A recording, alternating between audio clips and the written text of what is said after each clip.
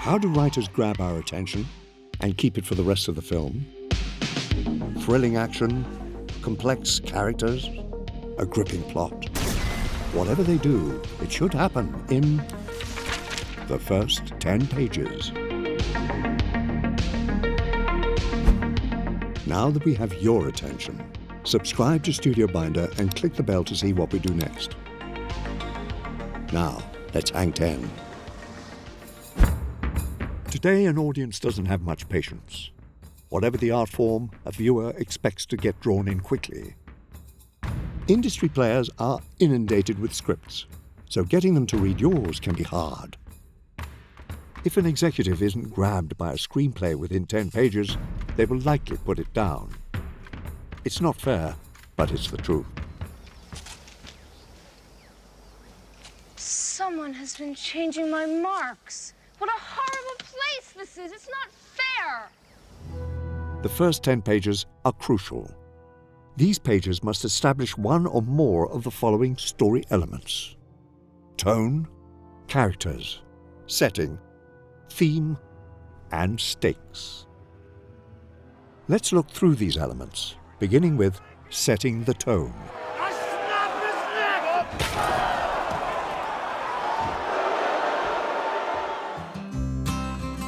The opening pages of a screenplay should effectively indicate the tone and genre of the film, priming the reader for what's to come. Philistines. Lazy, vulgar, rancid little Philistines. The Wachowski script for The Matrix sets a mysterious sci-fi thriller tone on the first page. The opening lines prepare us for the film's conceit. A blinding cursor pulses in the electric darkness like a heart coursing with phosphorus light.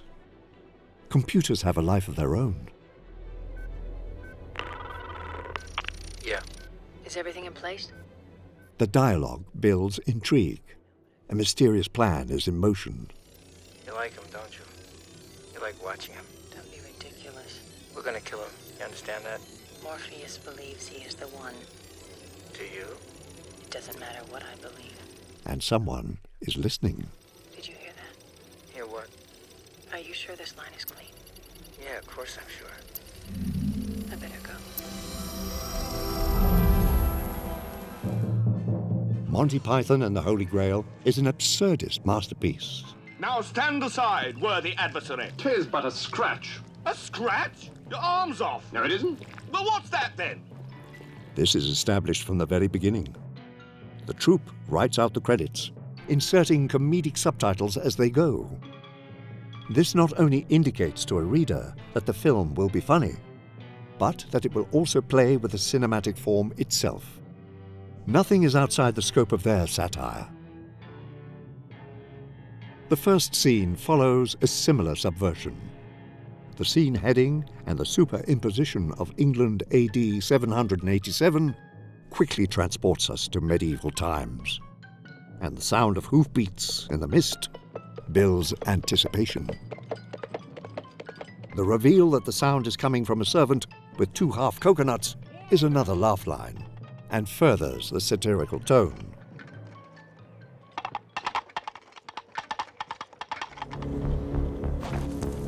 With the tone set, the first 10 pages will often establish the primary characters. Most screenplays will use their opening pages to introduce the reader to the core characters in their narrative, showing us their essential qualities. What do they want? I want to be a writer. What is their place in their world? What are their values? I can do this all day.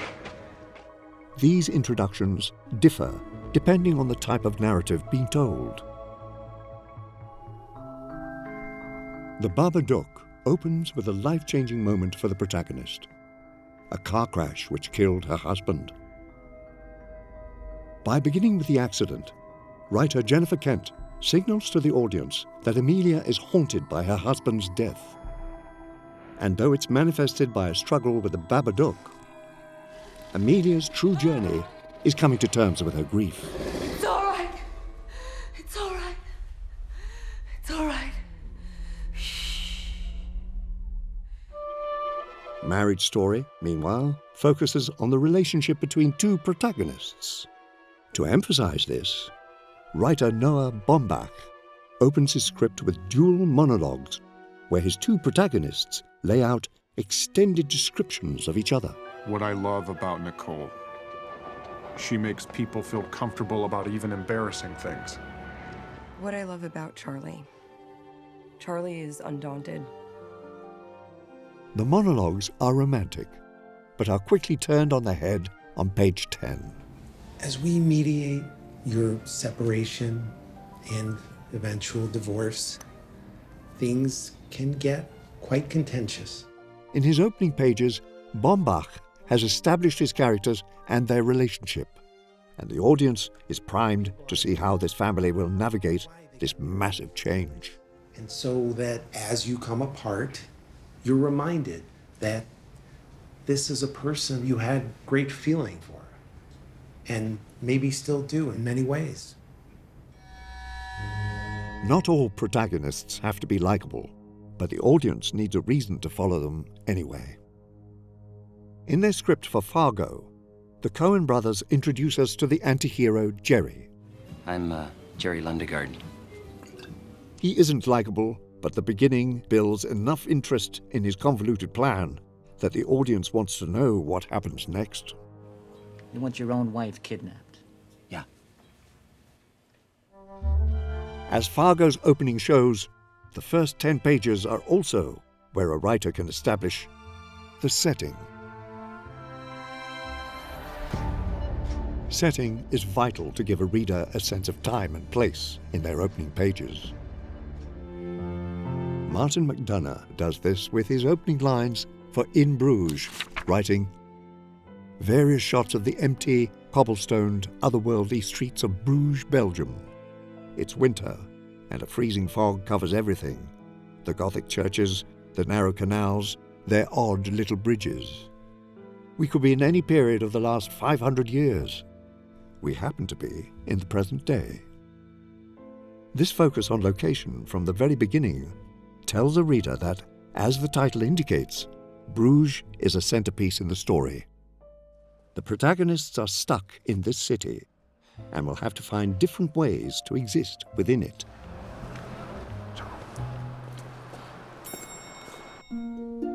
Wall-E takes a broader approach to establishing the story world, using the setting to provide backstory.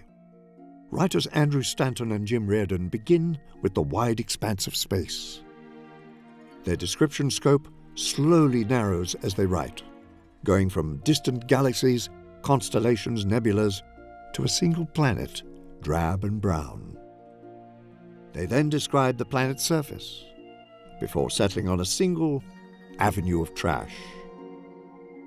This is a dystopian future where the world has become a massive landfill. The deeper we get into the first 10 pages, more details explain how it came to be. This broad scope also emphasizes just how small Wall-E is. This won't stop him, however, from making a huge change. As such, the Wall-E script also does what many screenwriters do in their opening 10 pages: allude to the script's theme.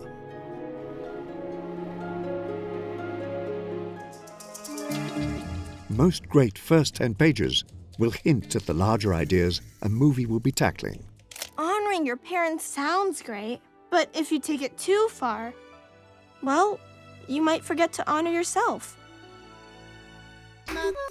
In Sorry to Bother You, writer Boots Riley quickly establishes the theme of his film: capitalist oppression. God made this land for all of us. And greedy people like you want to hog it to yourself and your family and charge all the rest of us for the right to live. In the first scene, Cassius is told to stick to the script, planting the seed that he will be financially rewarded if he conforms. STTS. Stick to the script. Stick to the script. Stick to the script. God. Later, on his first day at the job, Cassius sees a wealthier man go to a nicer elevator, a signifier of social class disparity. For Cassius, the high life is so close and yet so far. American fiction thoroughly establishes one of its primary themes in its first 10 pages. The protagonist, Monk, doesn't fit into the mold expected of him as a black author, as a conversation with his agent illustrates. They want a black book. They have a black book. I'm black, and it's my book. You know what I mean. You mean they want me to write about a cop killing some teenager or a single mom in Dorchester raising 5 kids? Dorchester's pretty white now. But yes. Jesus Christ. You know, I don't even really believe in race. Yeah, the problem is that everyone else does. Anyway, have fun at the book festival. And just don't insult anyone important. Please. In a following scene, Monk witnesses the success of another black writer who he thinks is playing into a stereotype. Would you give us the pleasure of reading an excerpt? Yo, Sharonda, where you be going in a hurry like that? Donna asked me when she seed me coming out the house. With these two scenes, writer Cord Jefferson begins to investigate one of his film's central concerns: the precarious tightrope black creatives are often forced to walk when trying to succeed. That's me, Ellison. Yeah. He is me, and he and I are black. Oh, bingo. No bingo, Ned. These books have nothing to do with African American studies. They're just literature. The blackest thing about this one is the ink. The first 10 pages of a script can also set the stakes. Without spice, interstellar travel is impossible, making it by far the most valuable substance in the universe. Most stories have some sort of stakes. In other words, they have to answer the question, why does any of this matter? I wish I knew what I'm supposed to do. Establishing the stakes in the first 10 pages is a good way to quickly get an audience invested in your movie. In 28 Days Later, writer Alex Garland introduces the stakes with a prologue. He begins with images of stunning violence and the dangers of societal collapse. He then uses the scientist to explain the contagion that will plague the rest of the film. Infected with what? Rage. And once one of the activists is bitten, we see the effects of the disease ourselves. By the time we are introduced to the protagonist, we know what he's up against. Stakes don't have to be life or death to be meaningful. Writers Darius and Abraham Marder open Sound of Metal with a scene of Reuben drumming. This is his element. When it becomes clear over the next few pages that he is losing his hearing, the stakes are obvious. This will jeopardize his dream.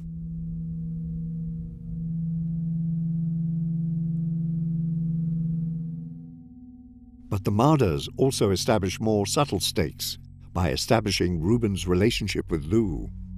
They are codependent and do everything together. This makes their parting of ways later in the script all the more meaningful.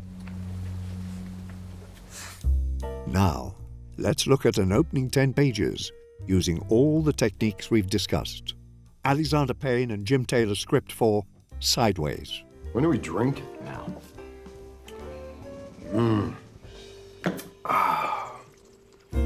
The screenplay starts by introducing us to its protagonist, Miles. His interactions show us that he is prickly. Miles, can you move your car, please? Why? Because the roofer's got to get the truck in. You didn't park the roof, okay? Yeah. All right. Hold on. A number of details reveal that he doesn't have his life in order, like his appearance.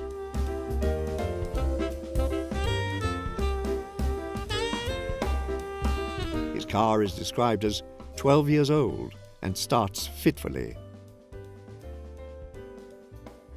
He's hungover and running behind schedule. Oh!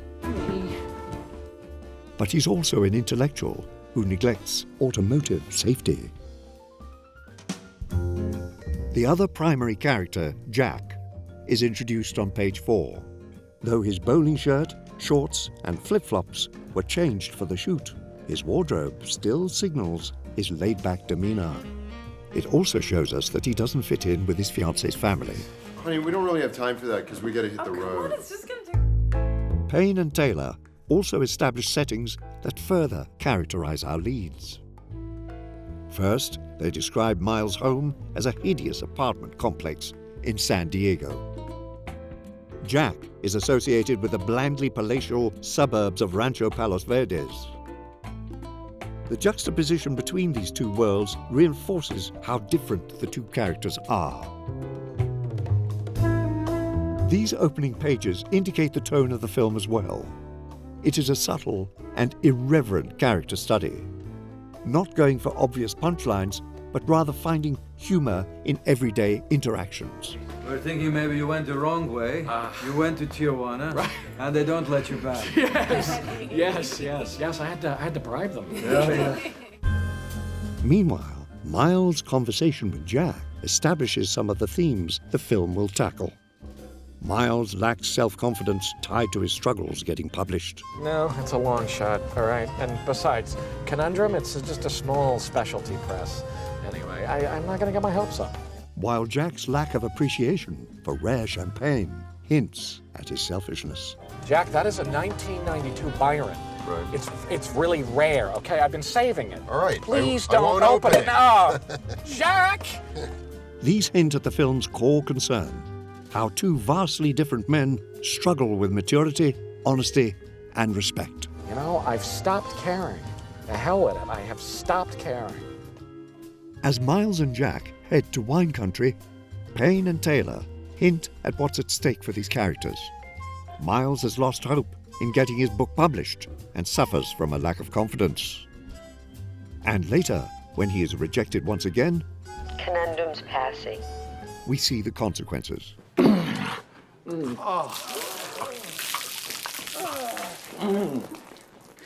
How's that? Jack's penchant for dishonesty and indifference to his engagement eventually leads to infidelity and heartbreak. You're getting married on Saturday! What was all that shit you said to me?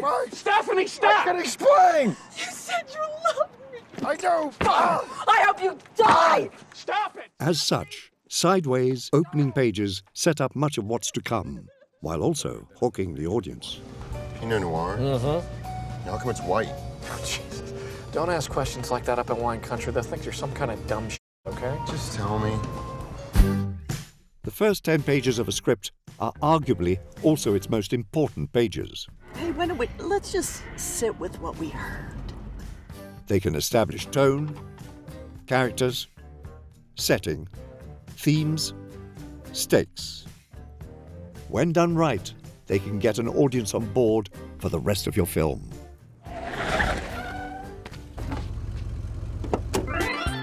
What scripts do you think have the best opening pages? Share your favorites in the comments. What's your favorite scary movie? I don't know. Start writing your first 10 pages with Studio Binder screenwriting software. That's all for now. Remember, first impressions are everything.